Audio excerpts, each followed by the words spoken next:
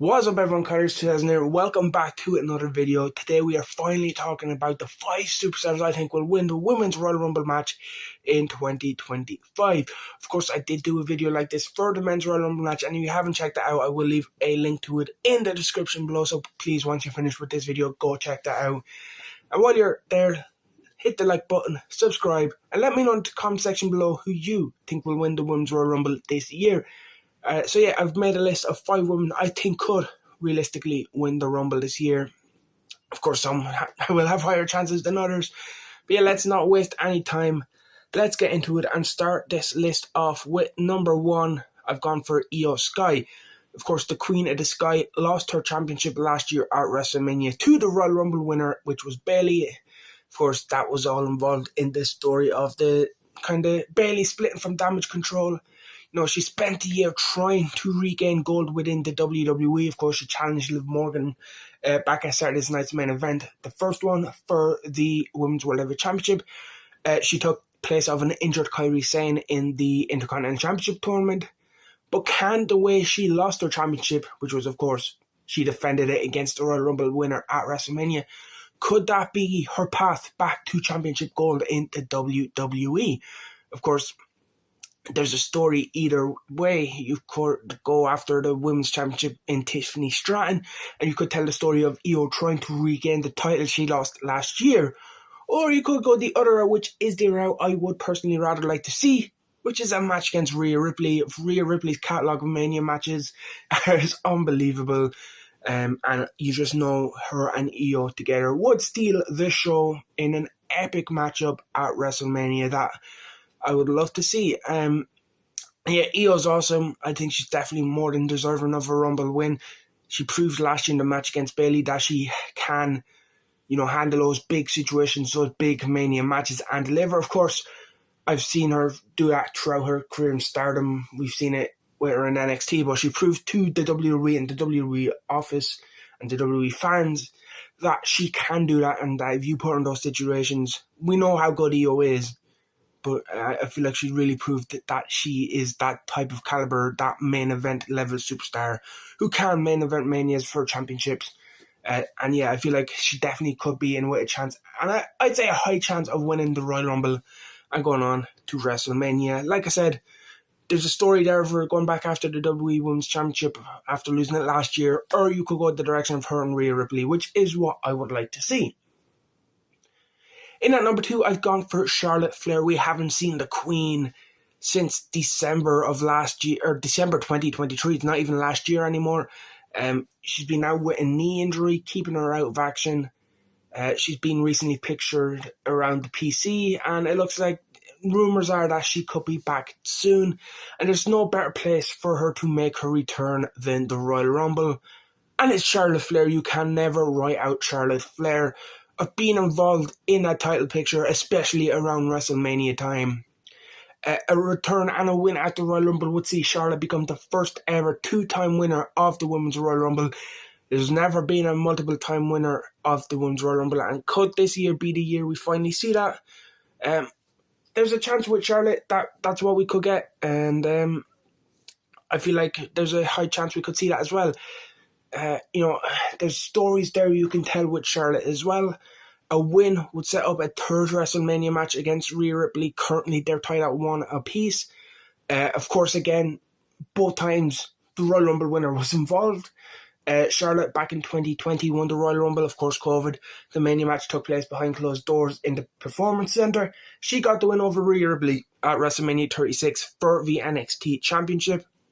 Rhea then, in a classic match 2 years ago at WrestleMania 39, got her win back, beating Charlotte, of course, after winning the Royal Rumble that year to set up that one.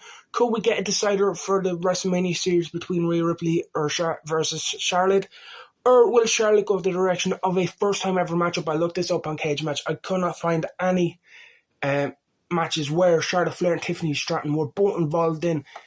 They've never, as far as I can find, they've never shared a ring together. At least like on screen in a match. So yeah, this would set up a big first time ever matchup that I feel like we'd like to see at WrestleMania. Tiffany and Charlotte, two fantastic wrestlers, and either way, if Charlotte does win the Rumble, it sets up two great potential matchups, one with Tiffany Stratton and one with Rhea Ripley. In at number 3, I've gone for the Poison Pixie, Candice LeRae. This is kind of my wild card pick, similar to Sami Zayn in the men's one. But again, I feel like with Sami, you can make the case for Candice and there'll be a story there to tell. Of course, she's been involved in the title scene with Nia Jax and Tiffany Stratton. She was kind of associating with Nia and kind of helping Nia and Tiffany, kind of teasing the tension between those two, which of course eventually led to Tiffany cashing in on Nia Jax.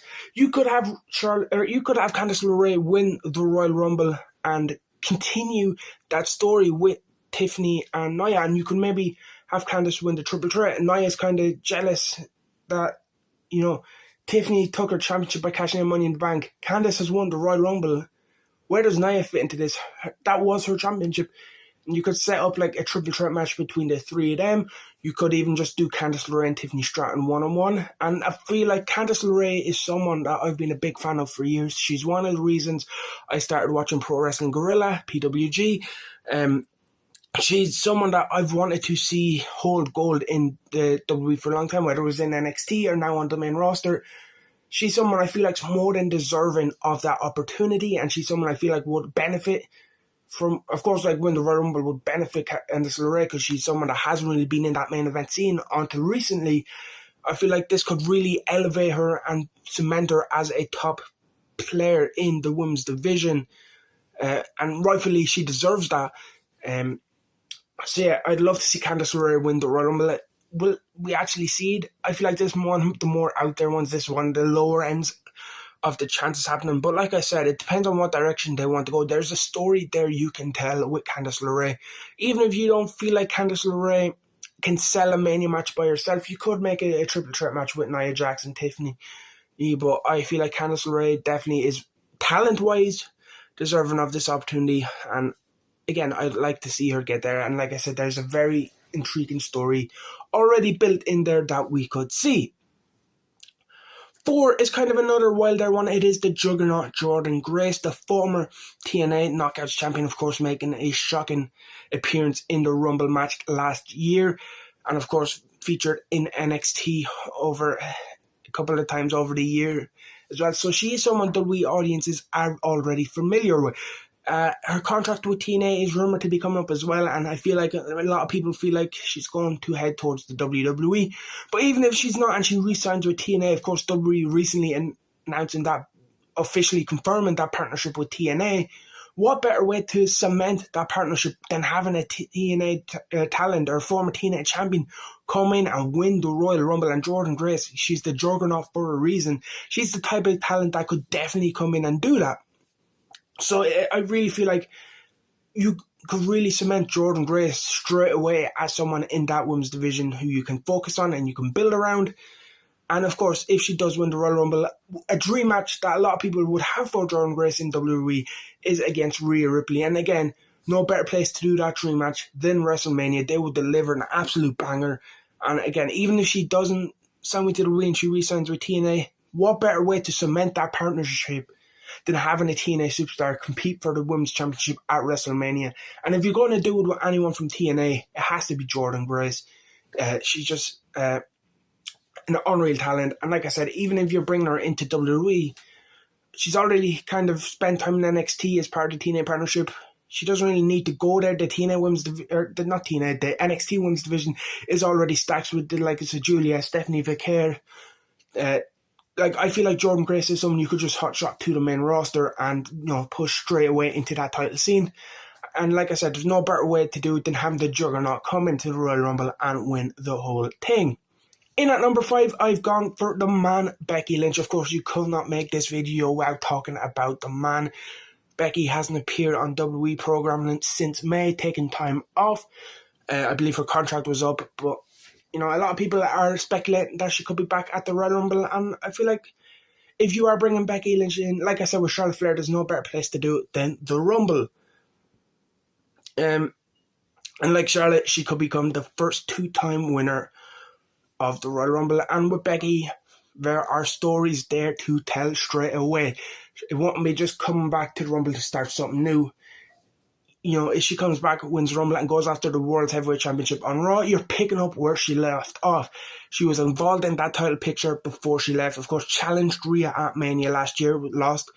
Then Rhea got injured. She had to vacate the belt. Becky wins the belt and then loses it to Liv Morgan, where Dominic Mysterio turned and joined with Liv. So she was involved in that picture already.